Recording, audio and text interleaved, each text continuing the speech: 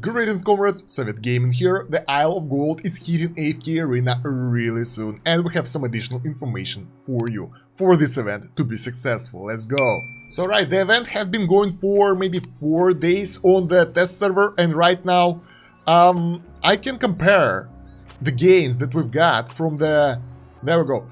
We can compare the rewards from the Isle that I have here or from the pillage that we got through, and honestly it seems kind of even, more or less, because if you can combine those resources all together, it will be kind of the same stuff. Something is looted more, something is less. My loots aren't 100% successful, so some of the pillages are kinda losing it. And in this video I wanna tell you like the best practices for the new game mechanics. What can you do to make it better? So right, a little bit more info about morale first. So when you click here, you can see the current morale and there is a limit.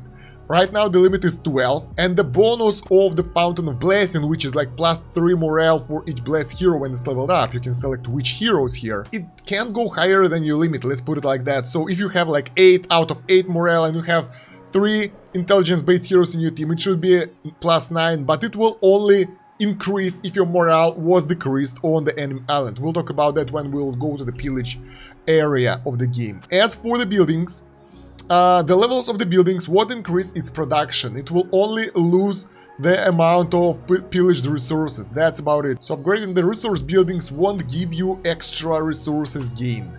Moreover, if you can take a look at the logs here, most of the enemy attacks were defended. So as you can see, like all the enemy attack attempts at some point didn't got that much, got only one building, or were repelled sometimes. So the defense now is easier if you do it right, if you do the right combination. So in my base we have the slow down mechanics early on, and we need to level those up a bit higher.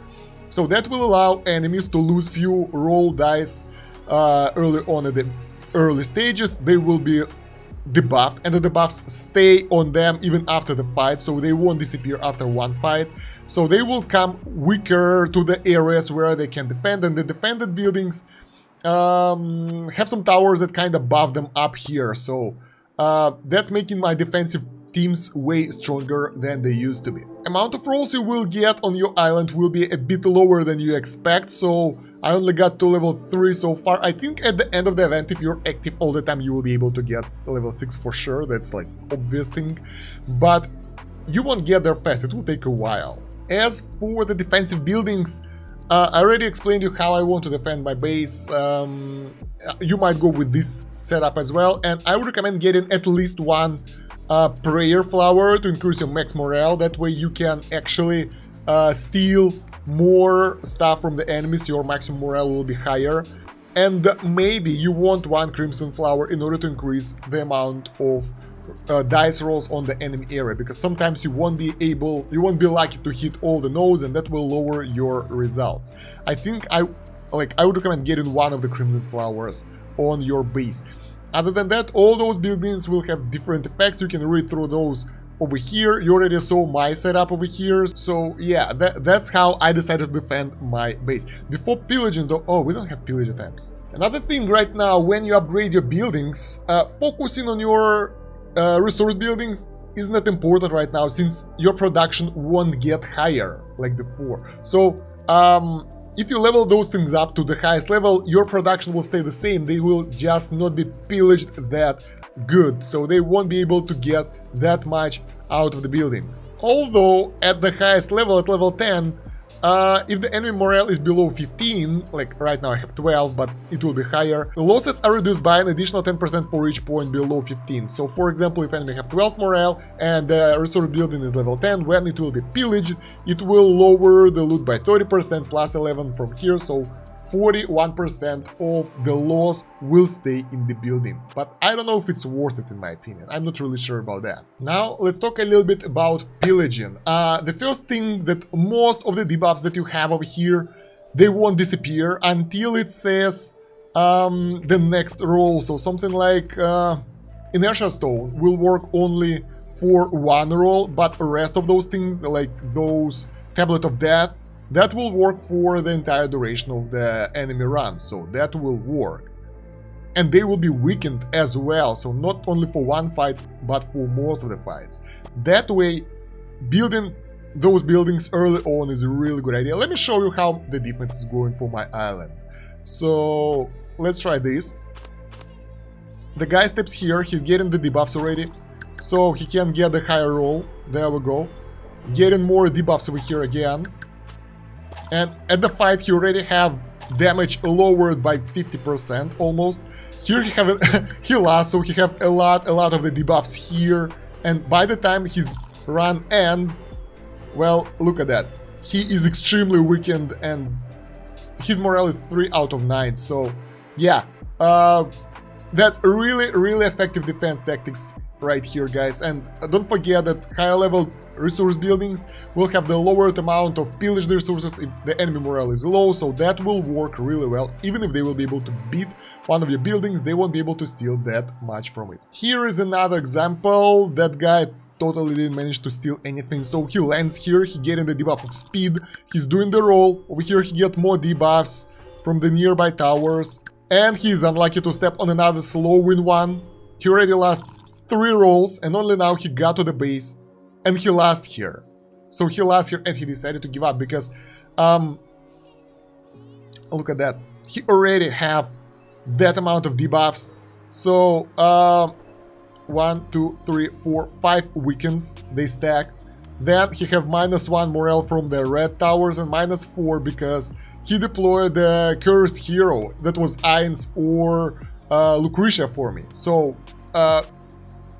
he lost here. He was like, no, that doesn't worth it, and he just dropped out. Let's take a look at this replay. It will show you a lot of mechanics from the islands here. So we start here, he's not really high level, so yeah. We destroy one of the buildings. Now we step here, we got the debuff, and we are unlucky to step here and get the debuff. But on the next step over here, we recovered it all, and we got our full morale. So for one turn, we got the Radiation Tower Exhaustion. -4 morale for pillagers within 1 tile if the number of rolls is left less than 4. And it only works within 1 tile of this area. So it's over here only. So this is a totally useless tower here. It should be right next to the resource building tower where you need that lower morale, and over here it's a waste. It should be maybe in between of 2 resource buildings if you want it like that. But yeah, don't build it just like that, that's a mistake here. It's useless. So if you want to use the radiation tower, you can use it like this for 1 building, or even better, can we do it somehow? Can I show it to you? I'm afraid to mess it all up. But the idea is this, so it should be right in between 2 resource buildings, and that way when enemy will step on this area or this area, they will get a lower morale for that. But I'll reset it back because I like my previous setup more. So I would say that Radiation Tower isn't the best option overall because of the really low range. 1 tile, but it can save up a lot of resources. If you play defensively, like if you think that you will lose most of the fights, then you can place that Radiation Tower between your resource gaining buildings and upgrade it to level 10, and then it will be -6 morale for all the enemies who will be fighting next to it. But yeah, it's really unreliable if you ask me. Other than that, you can really see by the pillaging details of my runs that I really lack the amount of rolls because I can't get lucky and hit all of those nodes most of the time.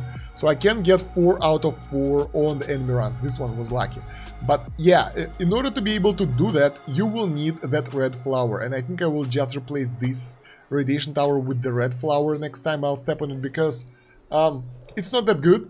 But the red flower will help you drastically to earn more resources from the pillages. Other than that, what else I like about this event now after the rework, that it doesn't require that much time, so you will roll just a little bit per day, and only 2 pillages per day. If you're lucky to step on the shipyard, there will be more. And yeah, it doesn't consume that much time. You don't have to wait for too long like you had to do it beforehand. Just don't forget to add Ainz formation to your formation, so you won't have to manually select all the heroes when you're taking the enemies. small life hack here. So yeah, those are the updates I wanted to add to the Isle of Gold. The main video still stays, and it's really good. It have all the information about the morale and everything. I hope that this video helped you a little bit more to understand the new mechanics. If you have any more information or questions, ask in the comments. I'll try to help you as much as I can. And while you're going there, don't forget to like the video, share it with your friends, and guilty subscribe to the channel so you won't miss any new videos. And check the video description and the pinned comment for additional links. There are Discord links over there, more playlists, and there is a TikTok for AFK Arena. My god, I have a lot of cool stuff over there, so you might find something useful. Anyway, thank you very much for watching, guys. That's about it for now. Sort it out. До свидания.